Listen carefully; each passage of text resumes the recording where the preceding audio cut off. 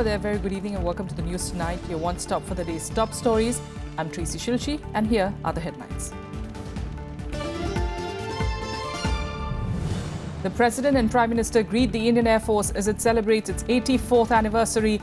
Multi-role light fighter aircraft Tejas makes its first public appearance at the Hindon Air Show.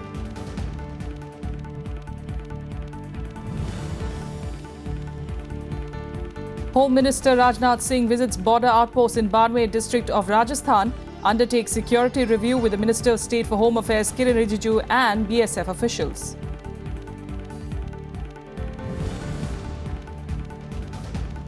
Curfew continues in Kashmir after an injured teenager dies in Srinagar, while in Shopian a policeman is killed and a constable and a civilian are injured in firing by Pakistani terrorists.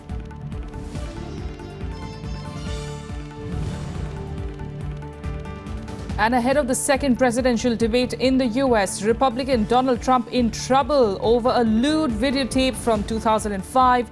He tries to deflect the impact with an apology and an attack on former President Bill Clinton.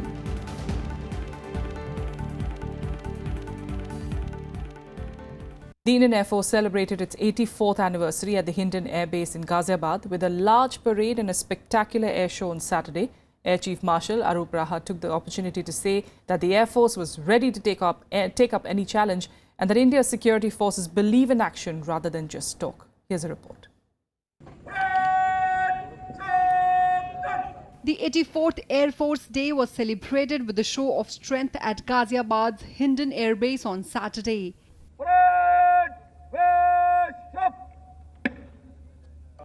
Apart from the spectacular air show, there was also assertion that the Indian Armed Forces were prepared for any enemy challenge. Wonderful diamond formation.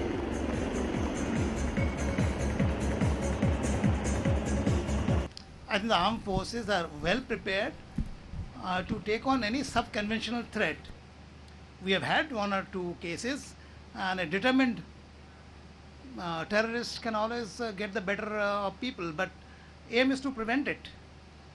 The deterrence. We should be able to detect any such intrusion, any such attack right in the beginning, and so that we can neutralize them before they can actually cause any damage to armed forces property, armed forces people, or our own people as such, the whole nation.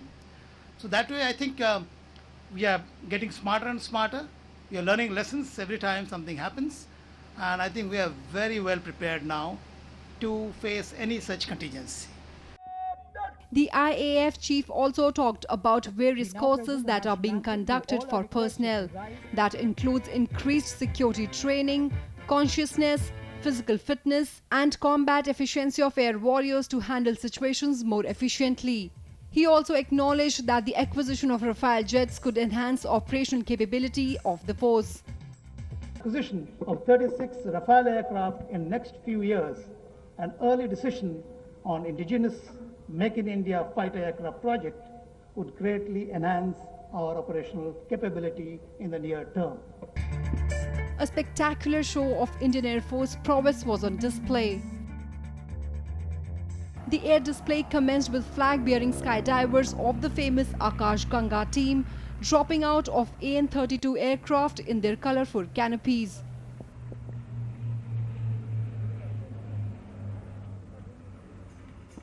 The flypast included vintage aircraft, modern transport aircraft and frontline fighter aircraft. An aerobatic display by a team of helicopters Sarang was one of the highlights. On the 84th Foundation Day, the LCA Tejas developed by Hindustan Aeronautics Limited was also introduced. President Pranab Mukherjee and Prime Minister Narendra Modi applauded the Air Force for its bravery and also thanked them for protecting the nation. The Air Force Day is celebrated to commemorate the day the force was officially established in 1932. Bureau Report, Rajya Sabha TV. But that aside, the situation in Kashmir continues to remain tense on Saturday following the death of a minor boy in clashes between protesters and security forces in Srinagar. Protests and clashes were also reported in some areas in northern districts of Bandipora and Baramulla. Meanwhile, Pakistani troops once again violated ceasefire by firing on the military in Jammu and Kashmir's Poonch district. The unrest in Kashmir claimed its 84th victim on Saturday, with the death of a teenager who was injured in the Safakadal area of Srinagar on Friday night. The victim was reportedly hit by pellet guns in the head and chest. Earlier, Pakistani troops violated the ceasefire by firing along the line of control in Poonch district, leaving an army jawan injured. On Friday night, a policeman was killed while a constable and a civilian were injured after terrorists fired at a security post in Shopian district. Overall, what would suffice to say is that we should remain confident about the capability of our forces. We are proud of our forces. We are safe because the Indian Army and the Indian paramilitary forces are keeping a constant vigil on the borders and also on the enemy within. Curfew was imposed in 7 police station areas including Khanyar, Ranwari, Nohata, Safakadal, Maharajganj, Maisuma and Batmalu. Strict restrictions on assembly of people also remained in force in the rest of the valley to maintain law and order. Meanwhile, shutdown continued for the 92nd day, affecting normal life of local residents. Shops, business establishments and educational institutions remained shut, while public transport remained off the roads. Separatist leaders including Sayyid Ali Gilani, Mir Rez Omar Farooq, Yasin Malik and Shabir Shah are either under house arrest or in custody. The state is on high alert after the surgical strikes by India in Pakistan-occupied Kashmir. Bureau Report, Rajya Sabha TV. Union Minister Rajnath Singh assessed the security arrangement on the border in Barmer district of Rajasthan. Rajnath Singh arrived from Jaisalmer along with Minister of State for Home Affairs Kiran Rijiju and BSF officials. He spoke to senior BSF officials at the Munabao outpost of BSF in Barmer and also addressed a Sainik Sammelan. The Home Minister had on Friday chaired a meeting in Jaisalmer with the Home Ministers and senior officials of 4 states that share their border with Pakistan. सीमा सुरक्षा की स्थिति का जायजा लिया है, लेकिन मुझे खुशी है कि हमारे जवान पूरी मुस्तैदी से अपनी जिम्मेदारी का निर्वाह करते हैं। जैसे किसान अपनी पूरी जान लगाकर अपने खेत की रखवाली करता है, वैसे ही हमारा जवान अपनी जान लगाकर देश की रखवाली कर रहा है। देखने के बाद इसी नतीजे पर पहुंचा हूं। The army on Saturday said that Pakistani markings were found on grenades seized from the 4 terrorists killed in the Nogam attack in Jammu and Kashmir this week. In fact, on Thursday, Pakistan origin markings are also seen on the medicines and eatables recovered from the terrorists. The army said that highly flammable material, including 6 plastic explosive slabs, 6 bottles of petroleum jelly, 6 bottles of inflammable liquid and 6 lighters were also seized. The 4 terrorists were killed in a gun battle with the army in Nogam sector on Thursday while they were trying to sneak into the valley from Pakistan-occupied Kashmir. In other news now, the Election Commission has said that no political party will be allowed to use public funds and government machinery to carry out activities that amount to its advertisement. The directive came after the Delhi High Court asked the poll panel to issue norms for restraining political parties from using public money to propagate their poll symbols. The Commission also clarified that any violation of the directions would be treated as violation of a lawful direction of the Commission. A plea in the Delhi High Court in July had sought cancellation of BSP's elephant symbol for alleged misuse of public funds by the erstwhile Mayawati government in UP in installing its statues across the state. ये जो जनता का पैसा है वो अपने प्रचार और प्रसार के लिए इस्तेमाल करते हैं, ये निंदनीय है और मैं समझता हूं चुनाव आयोग जहां-जहां जिन प्रांतों में जो सरकारें हैं और केंद्र में जो भारतीय जनता पार्टी की सरकार है, इन लोगों पर रोक लगाएगी कि ये जनता का पैसा इस तरह से दुरुपयोग न करें। I think it is the responsibility of Election Commission to provide level playing field to all the political parties which are in power or which are out of power. And those parties which are in power should not try to use government funds to promote their election symbol or their own election materials or agenda. I think the Election Commission has made a right observation on this issue and it should be welcomed. Election commission को जो चुनावों के जो पूर्व जो सरकारी पैसे खर्चे किए जाते हैं और करोड़ों करोड़ रुपये जो पानी की तरफ बहाए जाते हैं, ये सिर्फ आचार संहिता लागू कराने के बाद ही उस पर अंकुश नहीं लगना चाहिए, बल्कि उसका माहौल 6 महीना पहले से बन जाता है, कम से कम 6 महीना पहले से। तो उन सारी चीज़ों पर भी नज़र रखनी चाहिए, उस खर्चे पर भी। And here are more updates from across the country and nationwide. The National Investigative Agency picked up 4 persons suspected to have links to the Islamic State and interrogated them about their alleged association with another suspect arrested from Kannur in Kerala. Police said that the suspected persons were picked up by the NIA on late Friday night after their names were found on the contact list of Abu Bashir, one of the 6 arrested from Kannur. All of them were later let off. 23 years after policemen in Amritsar tattooed the words pickpocket on the foreheads of 4 women, a special CBI court has sentenced 3 cops in the case. Special CBI Judge Baljinder Singh sentenced 3 years of rigorous imprisonment to Superintendent of Police Sukhdev Singh Chinna and Sub-Inspector Narinder Singh Mali, who was then the SHO of Rambagh Police Station. The court also sentenced 1 year rigorous imprisonment to Assistant Sub-Inspector Kamaljeet Singh. The Telangana government has cancelled the Dussehra holidays for revenue, general administration, transport, municipal administration and home departments to prepare for the launch of new districts on the 11th of October. The staff in these departments have been asked to work on festival days and to avail compensatory leave at a later date. The decision was taken by the state cabinet. A quick break here. Up next, we're getting international news. Stay with us.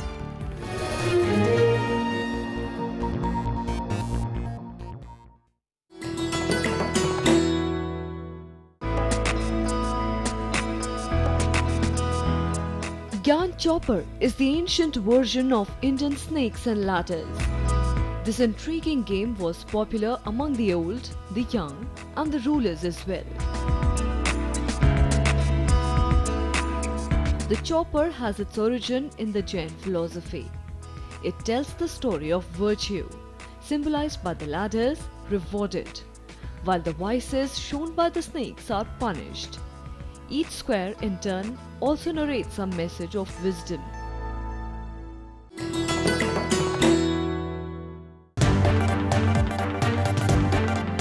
Hello and welcome. I'm Amritanshu Rai. You're watching Constitutionally Yours. इस तरह का वातावरण बनाना पड़ेगा कि महिलाएं भी स्वयं आगे आए। एमपी एमएलए की चिंता है कि शिक्षा डेमोक्रेसी में धीरे धीरे आए या तेजी से आए। क्यों नहीं हिंदुस्तान में कॉमन सिविल कोड लागू की जाए? ये नहीं हो सकता कि सारी के सारी पॉपुलेशन एक सरीकी एक कल्चर में ढल जाए। Join us as we try to understand contemporary issues related to the Constitution. Watch Constitutionally Yours on Rajya Sabha television.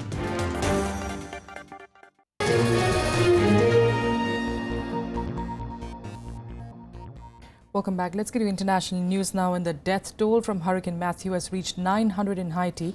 The poorest country in the Americas was still only recovering from the devastating earthquake of 2010 when Matthew came and flattened a large part of it. As Haiti comes to terms with the destruction, the storm has also rekindled the debate about global warming and the long-term threat posed by rising sea levels to low-lying cities and towns.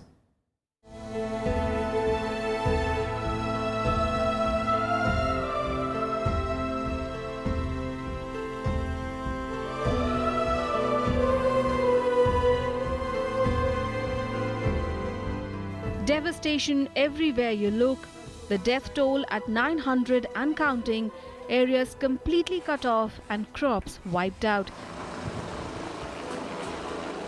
Some 61,500 people are forced to live in shelters after their houses were flattened by Hurricane Matthew. The number of deaths in Haiti, the poorest country in the Americas, is only likely to rise further as information trickles in from remote areas that were previously cut off by the storm.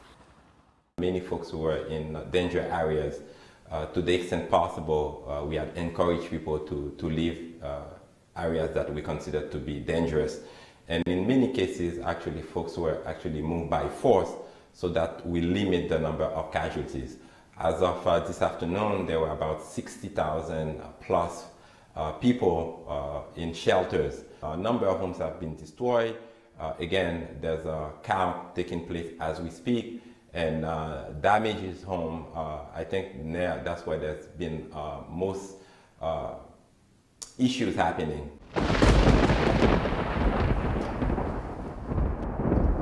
On Tuesday, Matthew smashed through Haiti's western peninsula, bringing with it winds with speeds of 233 kilometers per hour and torrential rain. Entire neighborhoods were leveled by the ferocious hurricane. Residents were seen digging into the rubble, looking for any sign of life and trying to salvage whatever was left of their homes. The storm was very bad. As you could see, it took away everything. My house is destroyed, everything gone. So, as you could see, we're waiting for help. So we'll be happy the international could consider there's nothing left. International aid has been slow to reach Haiti as mobile networks are down and roads are flooded. As a result, food and water is scarce and the threat of an epidemic is large. At least 7 people have died of cholera. Cholera was an issue that Haiti was dealing with, has been dealing with in the past few years. So in light of what just took place over the past few days, yes, cholera and other health issues might be on the rise. Again, a number of measures were discussed and taken to ensure that the numbers remain low. But at this particular moment, we know that the government has deployed a number of healthcare workers, doctors, and also in partnership with healthcare NGOs. The acute food shortage has been made worse by damage to cropland. Some accounts put crop damage at as much as 95% of cropland. Di bœuf, nous perdi jardin yo, net, tout jardin perdi. Pas gagné nous rete, kay tête kay volé la lé, kay tomber, kay écrasé. From Haiti, Hurricane Matthew moved to the US and the Bahamas, where the damage was lessened as it had downgraded to a Category 2 storm by then. Bureau Report, Rajya Sabha TV. And now to a political storm in the US, where the center of attention is Donald Trump yet again. During a 90-second videotaped appearance, the Republican presidential nominee apologized for a decade-old audio tape in which he made vulgar remarks about women. But his real message was that of defiance, saying that his remarks were nothing compared with the way Bill and Hillary Clinton had mistreated women. Here's more. Preparations are complete at the US presidential debate venue in St. Louis in Missouri on Sunday, but ahead of their second face-off, both Republican presidential candidate Donald Trump and Democrat Hillary Clinton were hit by potentially damaging leaks. Republicans are grappling with an indecent audio tape from 2005 that featured party candidate Donald Trump. Trump sought to minimize the damage with an apology ahead of the debate. I've never said I'm a perfect person, nor pretended to be someone that I'm not. I've said and done things I regret, and the words released today on this more than a decade-old video are one of them. Anyone who knows me knows these words don't reflect who I am.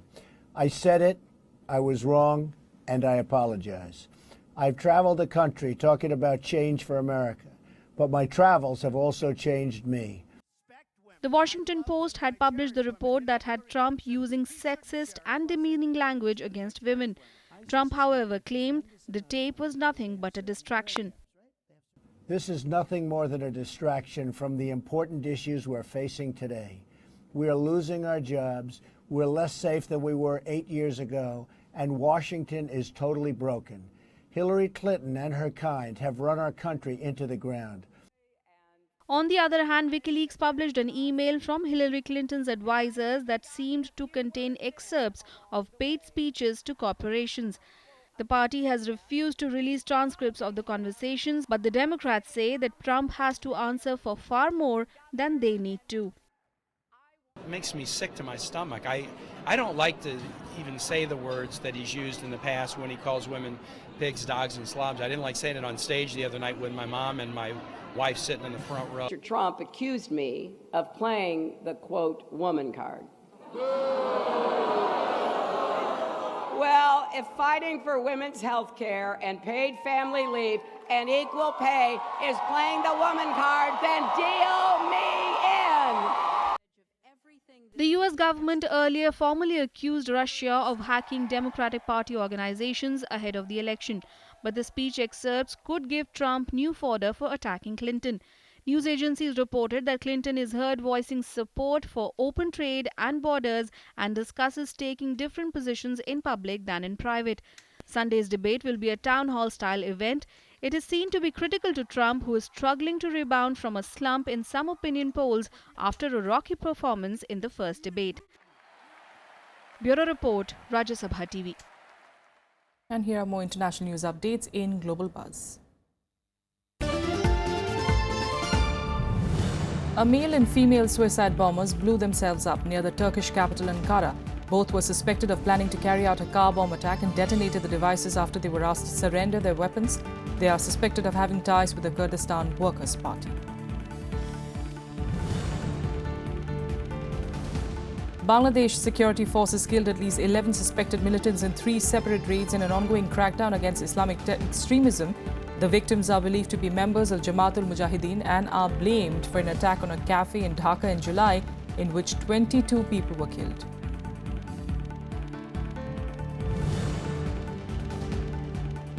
US President Barack Obama said on Friday that he was lifting sanctions on Myanmar by terminating an emergency order. The order had deemed the policies of the former military government to a threat, in fact, to the US national security. Obama issued the executive order weeks after meeting Myanmar's de facto leader Aung San Suu Kyi. Myanmar's access to trade benefits of poorer nations was suspended in 1989 over human rights abuses. And the US also allowed career-long religious accommodation for the Sikh community serving in the armed forces while maintaining their articles of faith like the turban and beard. As of now, Sikhs and others must be granted an accommodation or permission to serve in the US Army while maintaining their articles of faith.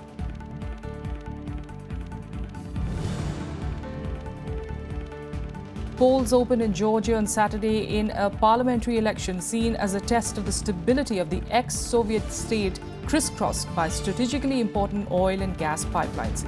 Polls suggest the ruling Georgian Dream Party, funded by the country's richest man, billionaire Bidzina Ivanishvili, is likely to win, but they also show strong support for the opposition United National Movement and that many voters are undecided.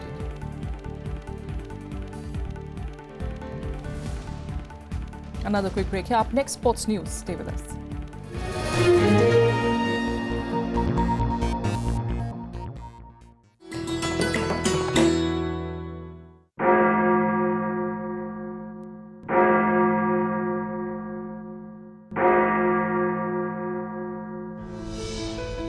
St. Thomas Basilica. One of the world's 3 churches that is built over the Tomb of Apostles.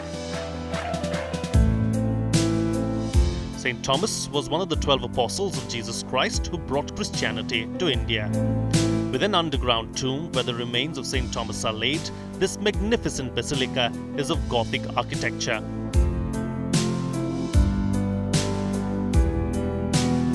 The stained glass of the church depicts some divine moments of St. Thomas's life. In 2006, this church was conferred with the status of National Shrine.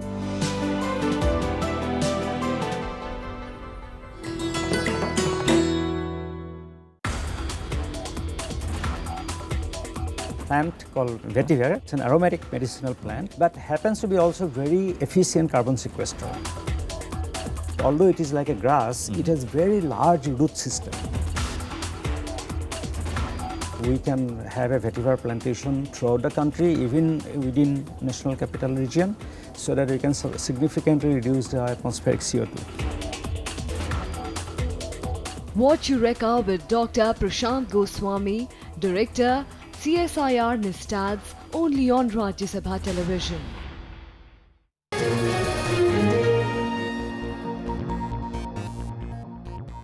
Welcome back. Let's get to some cricket news now. And Virat Kohli made a spectacular return to form with a century on the tricky Indore pitch to take India to a comfortable 267 for 3 against New Zealand on the first day of the 3rd test. The Indian skipper had gone without a 50-plus score in his last 7 innings across 5 tests. This was his 13th test century and also the first by any batsman from either side in this series. Kohli was complimented brilliantly by Ajinkya Rahane, who settled down well after a scratchy start. He ended the day unbeaten at 79. The duo added 167 runs for the 4th wicket after New Zealand had given India initial jitters, taking 3 wickets for just 100 runs. Kohli's 100 came off 184 balls, while Rahane's 79 came in 172 balls. Earlier, comeback man Gautam Gambhir made a good start before getting out at 29. Murli Vijay was dismissed for 10, while Chiteshwar Pujara scored 41. 208 for 3. And here are more updates from the world of sports in Sportsbeat. Indian shuttlers Rutvika Shivani Gade and Cyril Verma have reached the finals of the women's and men's singles events respectively at the Russian Open Grand Prix. 4th-seeded Rutvika stunned local favourite and 2nd-seeded Ksenia Polikarpova 22-20, 21-13 in the semi-final. In the men's singles, Cyril Verma also defeated a Russian in 32 minutes to book his place in the final. The mixed doubles pair of N. Sikki Reddy and Pranav Jerry Chopra are also in the final.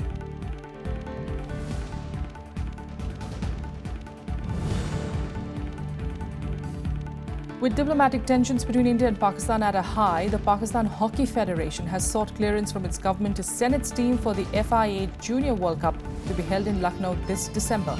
The team will travel to India only if it gets a green signal from the government.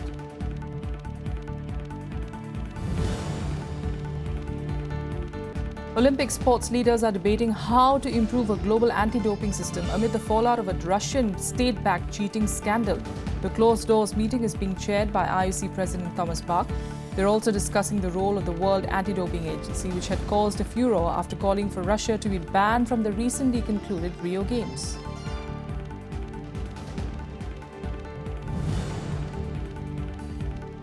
Nico Rosberg stormed to pole position at the Japanese Grand Prix for a 3rd successive year on Saturday, piling on pressure on world champion Lewis Hamilton. The German has a 23-point lead over Hamilton in the Drivers' Championship with 5 races to go. Hamilton will start 2nd, while Ferrari's Kimi Raikkonen will start 3rd.